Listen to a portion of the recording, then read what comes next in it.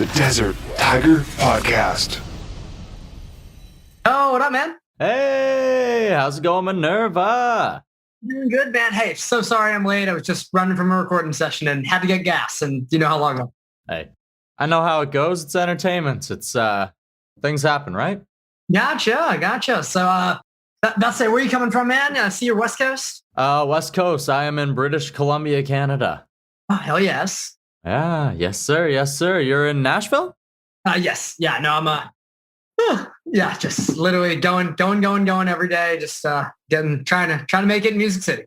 Hey, it's fair. I mean, you're working on that debut EP, trying to get things rocking and rolling. I mean, so I don't blame you. And we're here to dive a little bit behind that growth, that journey here today. Yeah. All right. Are you ready to jump on in?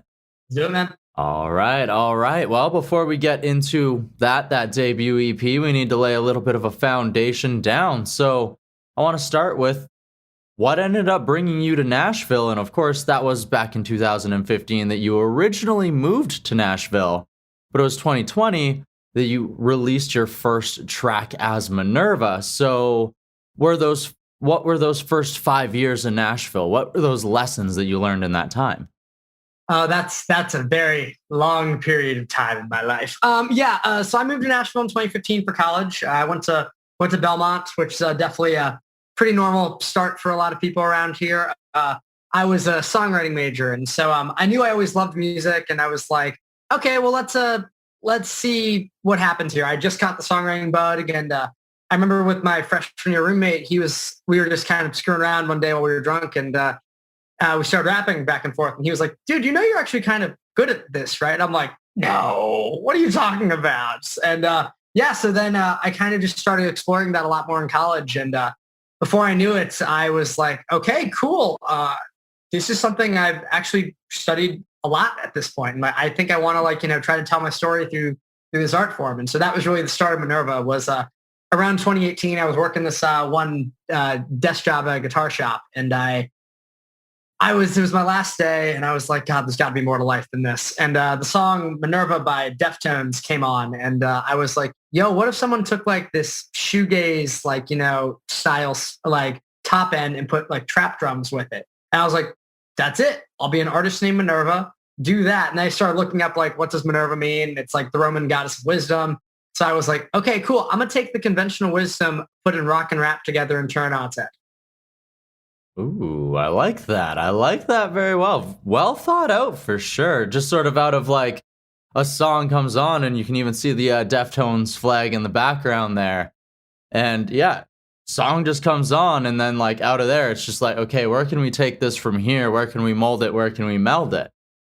Yeah, it was very much I felt like I heard it in a whole new way because I'd been a fan of the band and other groups like that, like, the Linkin Parks of the world, the Papa Roach of the world for years, but I never really heard it that way. And then I was like, okay, cool. I feel like this is something unique and something that feels really me. And then it's been really cool. I released all that music in 2020, all those standalone singles, and now working toward my debut EP, because now I'm moving more and more into rock, like just as it keeps going on. Like my last single I just released, Quarter Life Crisis. It's like, cool. This has like a rock drop in it. These are heavy guitars. This isn't just like hinting at my background, because that's really like what I grew up on. It's been really cool, returning to those roots, and really pretty soon, I'm going to be singing a lot more too. And that's also exciting for me, because it's like, cool. I really feel like I've gone in this really fun circle. And like part of that circle too, you said, what was part of the 5 years from 2015 to 2020? I wrote a musical in that time. And so that was a big part of my artistic journey as well. And very long story short, it was a 21 Pilots jukebox musical. So essentially I took their album Blurry Face and wrote a story around it. But because I'm myself, I very much took it to the end. That was not just like this crazy idea I had. No, I followed. And I ended up actually going viral with it at the beginning of 2020. And that was really what started my career as MNERVA, because all the fans I got from there, about half of them switched over to MNERVA once I started releasing music, which was really cool. And that project ended up getting a cease and desist letter and dying, unfortunately. But through that journey of writing that musical, it really taught me how to here's how you arrange music. Here's time to study like one of the best alternative bands, like, of our time. And like, what do they do that works? And like, how can you take that now for your own stuff?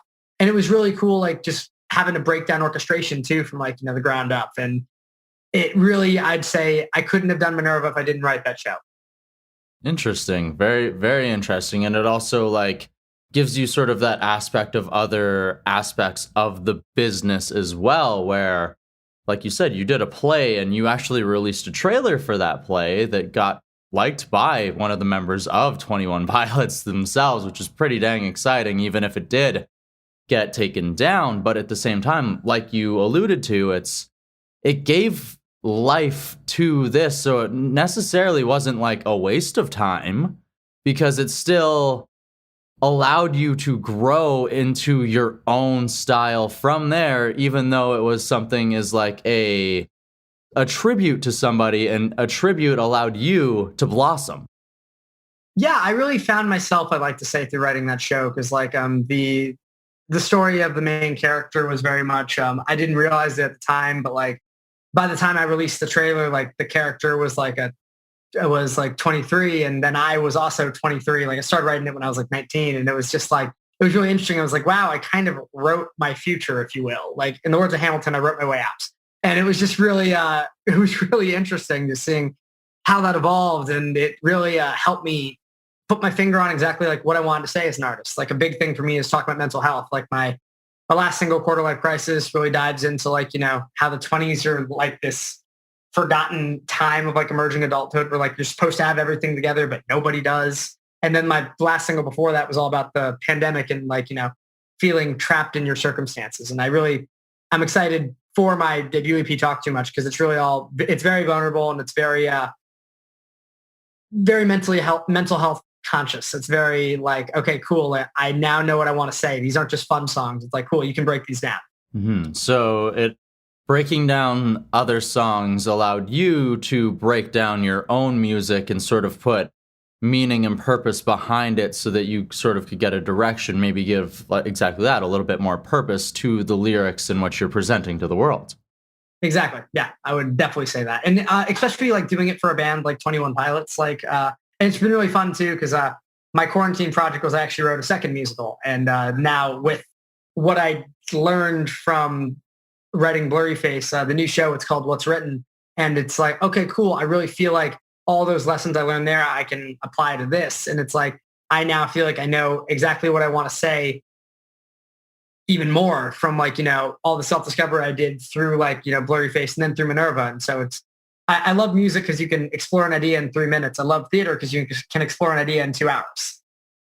And both of them are incredible forms of expression. And it's awesome that you're still staying inside of that world of theater as well, too, continuing in exactly that, but not just the audio form, but also the visual form, adding more to everything. So I want to dive a little bit into some of these tracks, specifically 2 of the ones that you just named there. So I want to talk about Stuck, and like you said, sort of like that feeling of being stuck in the pandemic. And you did put a visual to it where it was very powerful with it too, like the music video. So take us a little bit like further behind the track, the video. Like, were you the one who came up with the idea and put it like mostly together, or how did it all? What the magic? Tell us about it.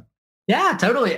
So that video was that was a really fun one for me, because I actually directed most of that myself, actually, and that was I knew, because it was my pandemic song, I kind of wanted a DIY looking video, and something where it was like, okay, cool, like this is going to be a really simple, like 3-shot kind of situation. And like, I knew what I felt like during the pandemic was very much like, okay, cool. I have like this voice in the back of my head, and like, which I personify then in the video as like people in the masks, where it's like, okay, they're telling me like, you're never going to be enough. You're never going to be worth it. Everything you're doing is pointless. What are you doing?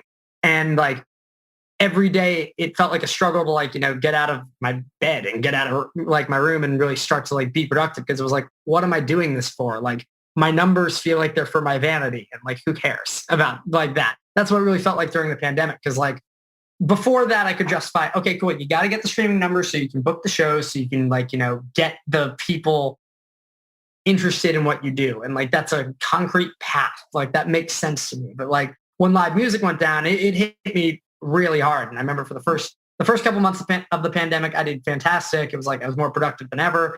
Finally had all the time that I always wanted in the world. I mean, I was unemployed, so I was getting paid. And like, that was all great. But like then I don't know, around the time like May hit and I started releasing my single Bad Guy, I was just kind of like, what's the point? And it just didn't feel real. And it just felt like I've never been that close to giving up in my life. And so when I got back to Nashville, the first song I wrote was with my buddy Corey, and that was Stuck. And I was a song that had just been brewing in my head for just months, it felt like. And so the whole session went really quickly and we really got that one out fast. And I knew, okay, cool. This needs to be my like I'm back single, because like this is, first off, it justifies why I've not been doing anything for so long.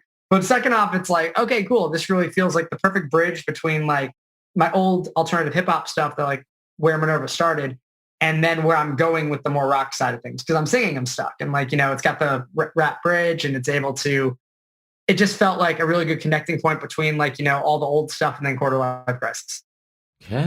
Okay. So you mentioned that you had moved back to Nashville there. So before you had moved back, did you have the thought that you wanted to delve more into that rock world? Or was that something that like that sort of found you once you came back? It definitely kind of found me. I had a session booked right before the pandemic with this producer, Andrew Gomez. I actually just had a session with him a moment ago. Like literally he changed my entire sound as MNERVA and just the way I look at music. And I had a session booked with him, but then the world ended, so that didn't happen. But when I got right back, the first thing I did was I was like, hey man, we had that session booked. Like I still love to do it. And we did it. And the song that we did was Quarter Life Crisis. And I was just amazed. I was like, okay, cool. I knew I wanted like a song with a drop, kind of like my song Famous. And it was like, okay, that's going to be cool. But he was like, dude, like you're a rock artist. We've been talking about like Blink-182 and Linkin Park for like the entire like, session. Like, let's dive into that. And so he really just pushed me to like, go with my influences instead of like with what was cool necessarily. Cause I definitely have always forged my own path when it comes to like what I wanted to sound like, but I was always like rock was dead. Like there's no point. And it's been really cool now watching rock come back. Cause I'm like, okay, thank God I had the same thought at the same time. Thank you. And it's, so doing Quarter Life Crisis really was that jumping off point. Cause from there I was like, I got to do a whole record with this guy. This is insane. And so, that really pushed us off. And now Talk Too Much is coming out in October. So it's like, this is really going to be the start of really where I see my direction going for the rest of my career. Okay, awesome. And of course, Nashville is playing quite an important role in that rock revival as well. So definitely in a good place to sort of catch that influence as it's building back up. Yeah, very much so. I got a couple of people that Andrew works with actually that just got signed recently. And like, we got definitely a lot of very good artists in that sphere that are coming up. And I'm like, this is great. I mean, I'm in this fun juncture because I'm like, I'm too rock for the rap people at the moment. And I'm too rap for the rock people. So I see it as a very freeing thing because I can play the rap shows. I can play the rock shows. I can do whatever I need. And I'm really excited for this fall because I got a lot of shows booked and it's going to be really cool to finally like play all these songs live for people that I've been waiting to do since like, the pandemic started. Mm-hmm. And you've mentioned groups like Linkin Park and otherwise where rap rock was like fairly prominent in the late 90s, the early 2000s. I mean, I was a very big fan of the movement myself. And it's like some people say that music is cyclical. So who's to say that it can't come back? And even if it's not like one thing or it's not the other, it's how does music evolve if people aren't forging their own paths? Yeah. And I feel like it's really unfortunate because music has become so homogenized at this point. Like it's very much with the Spotify playlisting culture, it's very much like, hey, this song could be dope, but like it doesn't fit my playlist. I can't put it out. And it's very much trying to get your foot in the door can be very difficult if you don't sound like everybody else. And that's not even me coming from a place of bitterness. That's just, it's like, hey, that is the truth. And so I'm really excited for the third single off this record because it's like, okay, cool. This is a pop song. It still sounds like MNERVA, but it's a pop song. I'm really hoping that this will help get my foot in the door so that then I can introduce people to all this rest of this music and what I'm working.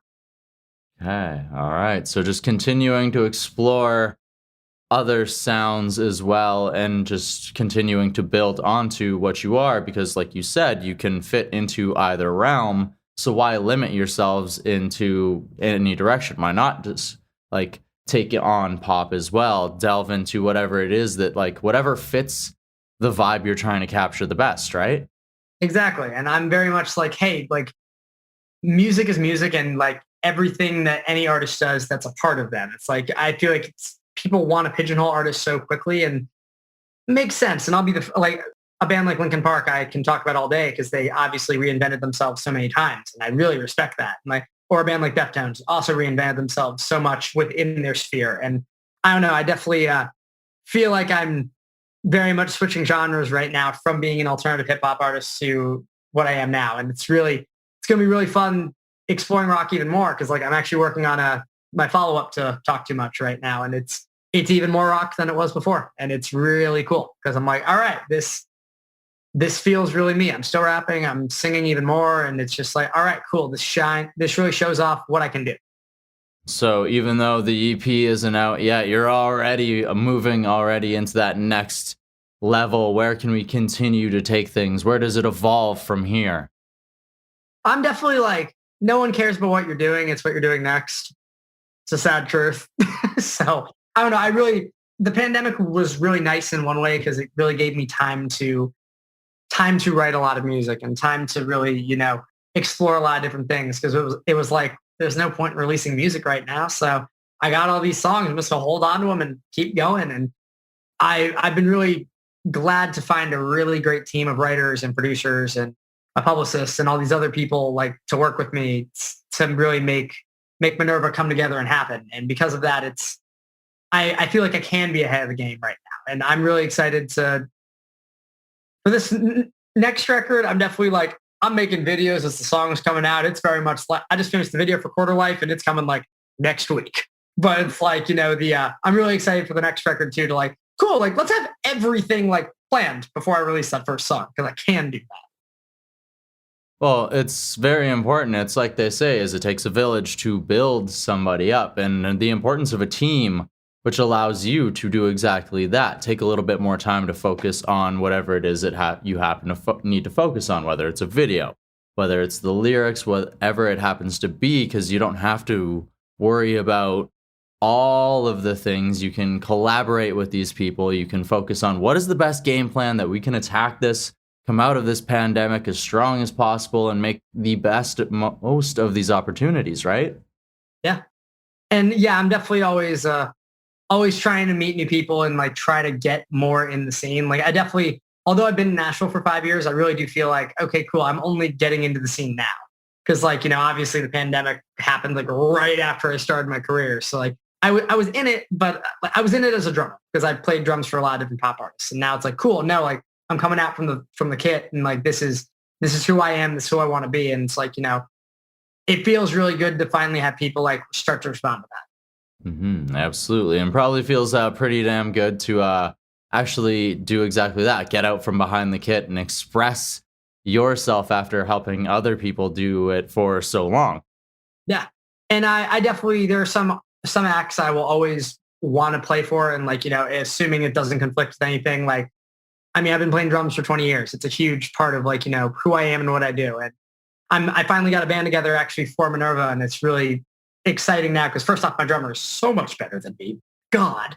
But second off, it's like, okay, cool. We're able to like, do the dual drumming thing, for example, and like, really try to show off as much like musical talent and entertainment value that we can. And it's really fun getting to work with people who like, make me feel like I need to better myself. And it also adds that extra level to the live show where maybe that's the moment that somebody remembers, right? Where they turn to their friend and, oh man, you remember that time they had those dual and drum kits going on? And oh my goodness. And Hey, you're reading my mind, my God. So you mentioned there, you've putting together a full band for the live show. So it sounds like you've got some pretty big plans for that as well. Yeah, no, I'm starting in late August, actually. I'll be playing a show every 2 weeks for like probably 3 months at this point. I'm trying to book even more. So just really trying to become a mainstay of like, playing around the local scene. And the dream one day is to tour and like, really get enough attention to the point where it's like, all right, cool. I can play those festivals and really play those venues. Like, I'm not looking to like do like a Bridgestone Arena or like a Verizon Center or anything necessarily. Cause I'm a niche. I know that. And like, unless the music kept evolving, and who knows, it might. But like, I really want to be able to like, start small, pack out those like, mid-sized clubs and like, just get people there who like really care about the music. And like, they always say you need 1,000 super fans. You really want to like, make a living in this. And like that's the goal. And so like, one thing at a time, and you just go from there. 1,000 people can pack some pretty cool venues, I think. So, I think it would work out just fine for sure. All right. I've had a blast chatting so far, MNERVA. I've got one last question. Are you ready for it? Please, go for it. All right. So we've talked about you progressing as an artist, growing into yourself, moving more inside of the rock world, starting to add a little more depth to the lyrics, tackling things a little bit more. So what I would like to know now is, in this time, over these past 2 years of releasing your own music, getting to this point, how has this time helped you grow as a person, or what has it taught you about yourself? Oh God. First off, go to therapy. That's an easy one. Yeah, I've been doing that for like about 5 months now. Best decision I ever made. My God, like it's so easy to get overwhelmed is what I find. And so, I very quickly learned, okay, cool. Like I drink to cope. I'm now 9 months sober, for example.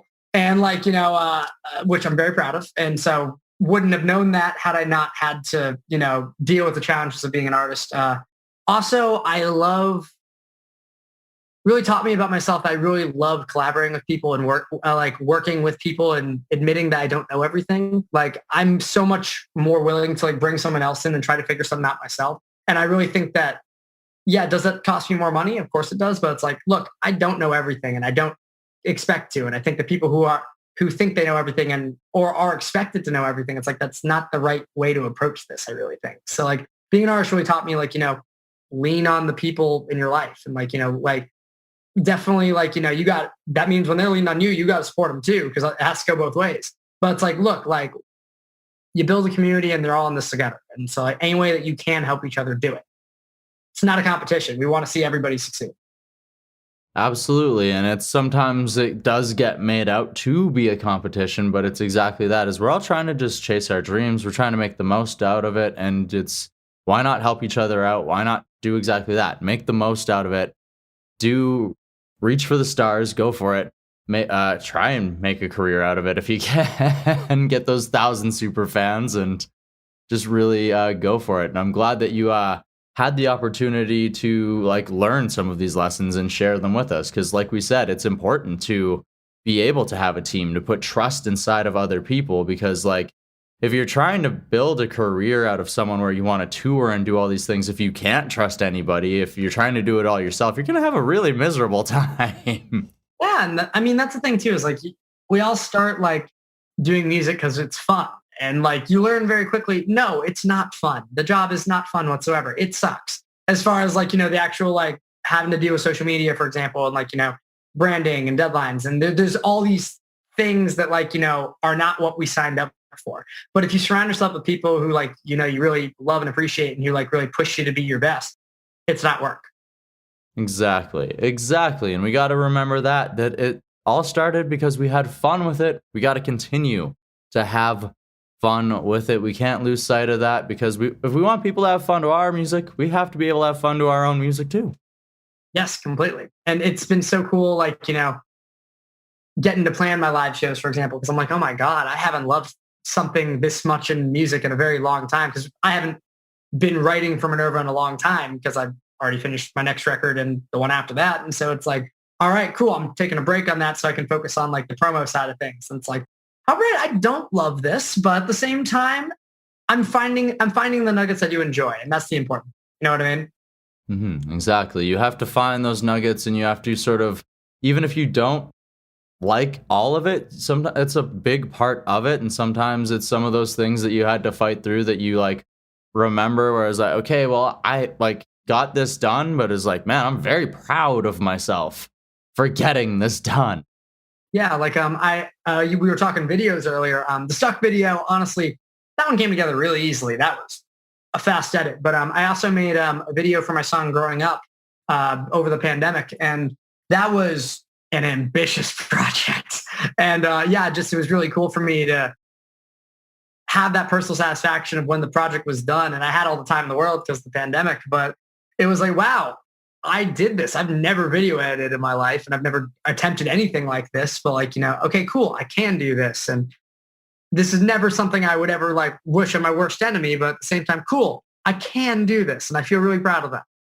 Awesome. Well, I'm proud of you for getting through it too. And I want to say thank you for joining us here today on the DTP. Thank you so much, man. It's been a pleasure.